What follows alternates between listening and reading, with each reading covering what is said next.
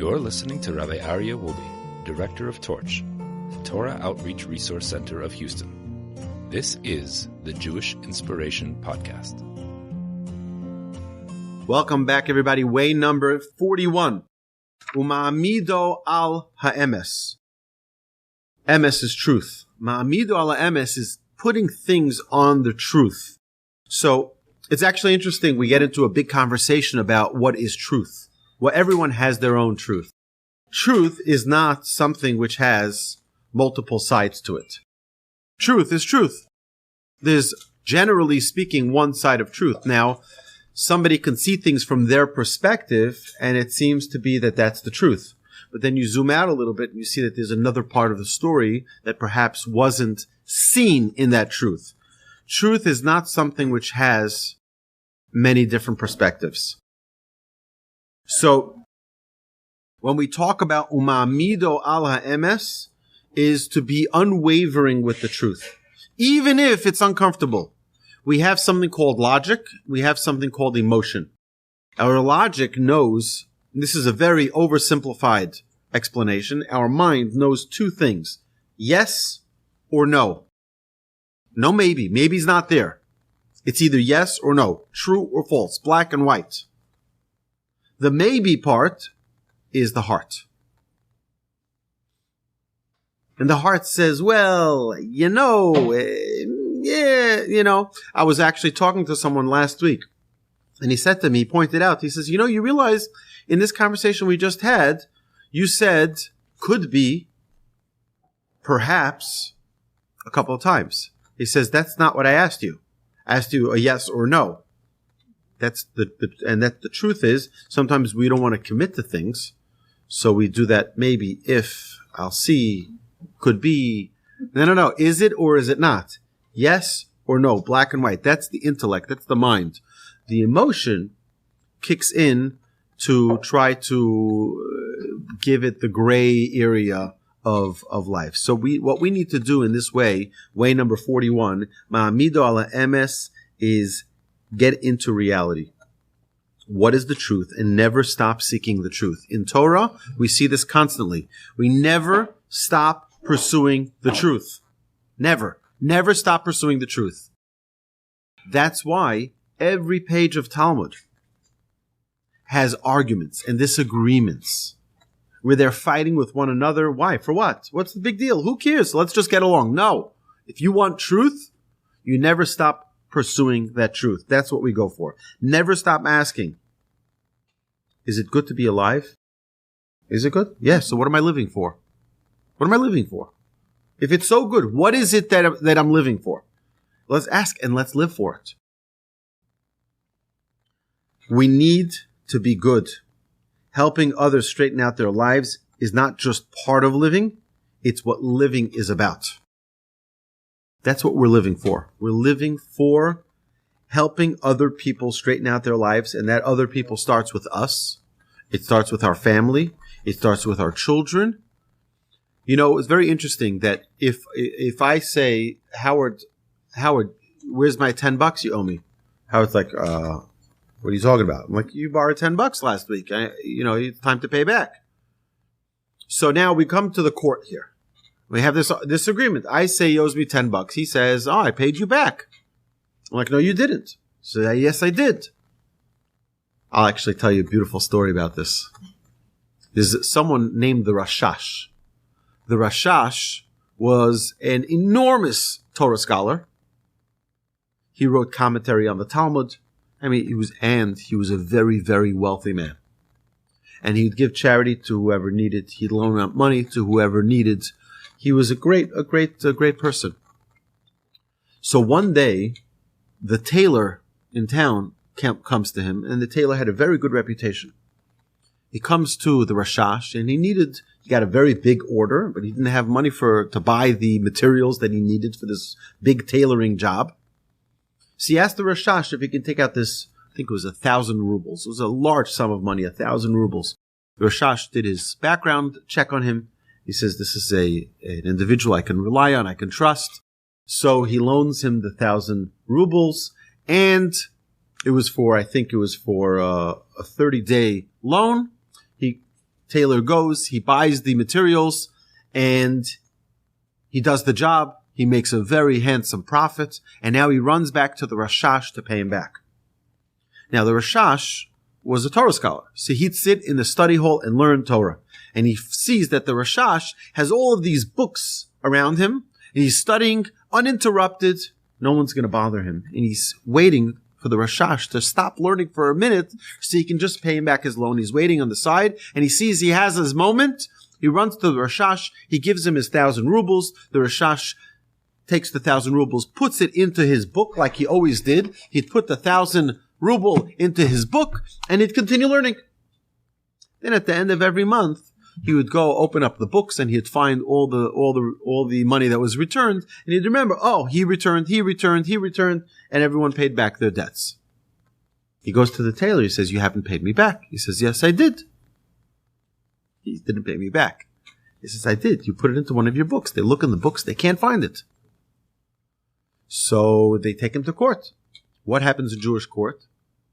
You don't have witnesses. What's the law in Judaism? The Talmud teaches us, Hamotzi michavero olav haraya. The one who wants to extract the money has the burden of proof.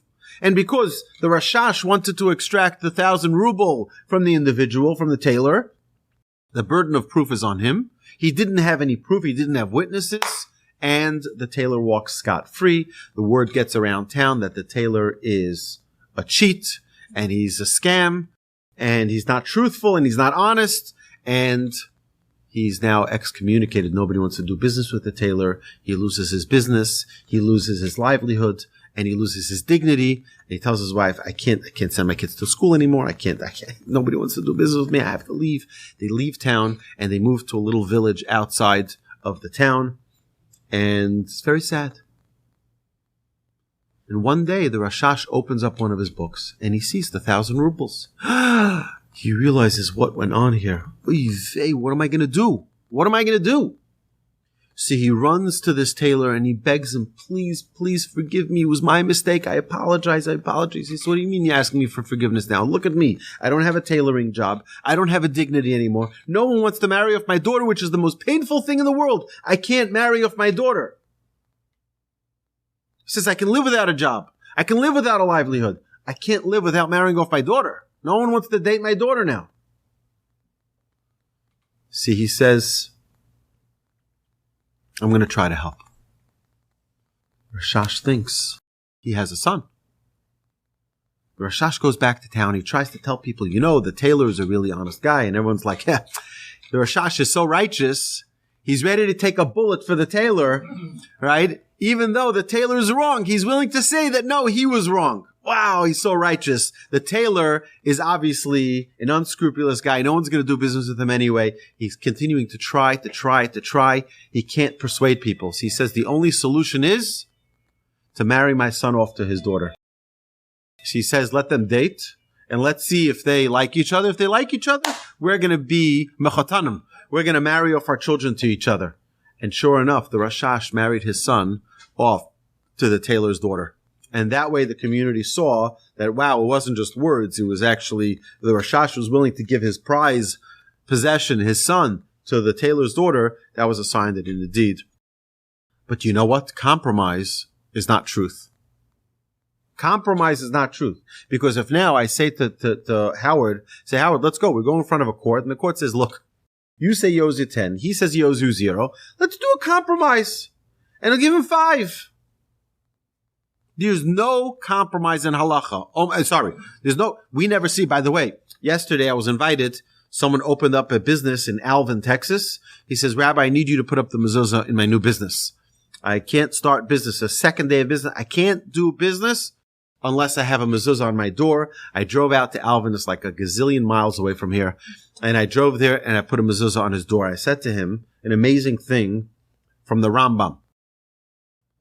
Uvisha arecha, in all of your doorposts, in your business, we have here at the Torch, we have in all of our doorways, in your business, in your home, wherever it is that you do, where you live. If you're a partner in a practice, then it's not your practice. If you're working at someone else's place. But if it's your business, absolutely. So I go out there and I tell them like this. It's a very interesting thing. You never see compromise in halacha.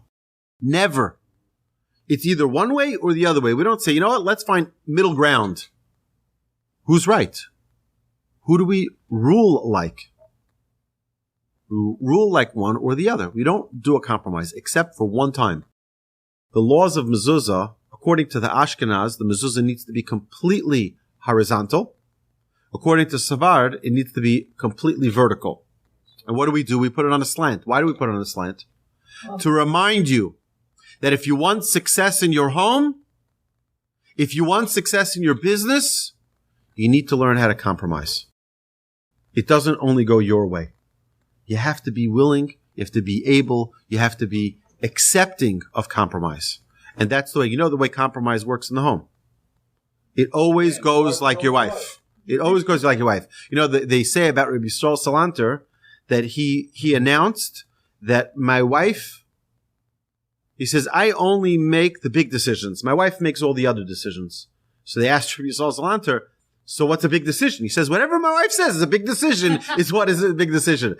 But my wife makes all the decisions. I only make the big decisions. She makes all the decisions. That's the way it works. That's the way it should work. My grandfather says, when he talks about family peace in the home, he says the home is the wife's domain.